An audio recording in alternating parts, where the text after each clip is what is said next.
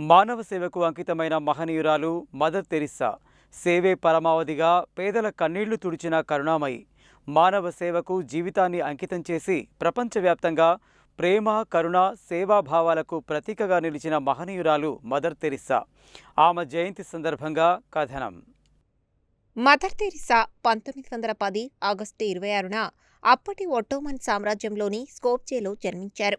చిన్న వయస్సు నుండే సేవాభావాన్ని అలవర్చుకున్న ఆమె అనంతరం భారతదేశానికి వచ్చి కోల్కతాను తన సేవా కేంద్రంగా చేసుకున్నారు.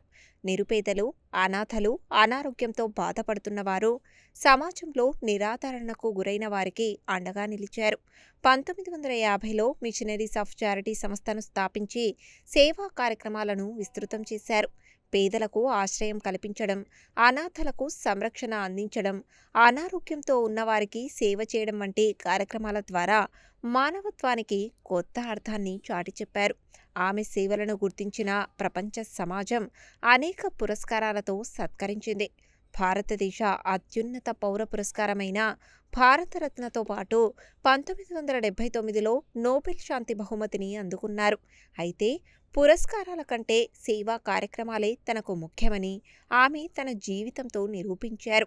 మదర్ తెరిస్సా జీవితం నేటి తరానికి స్ఫూర్తిదాయకం.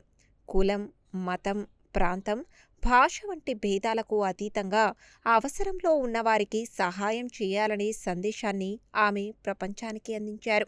సమాజంలో అణగారిన వర్గాలకు అండగా నిలిచి మానవత్వమే అన్నింటికంటే గొప్పదని చాటి చెప్పారు. ఆమె జయంతి సందర్భంగా ప్రజలు మదర్ తెరిస్సా సేవలను స్మరించుకుంటూ సమాజంలో తమ వంతు సేవ చేయాలని ప్రతిజ్ఞ చేయడం ద్వారా ఆమెకు నిజమైన నివాళి అర్పించవచ్చు. మానవ సేవే మాధవ సేవ అనే భావనకు జీవితాంతం కట్టుబడి నిలిచిన మదర్ తెరిస్సా పేరు సేవా చరిత్రలో చిరస్థాయిగా నిలిచిపోతుంది.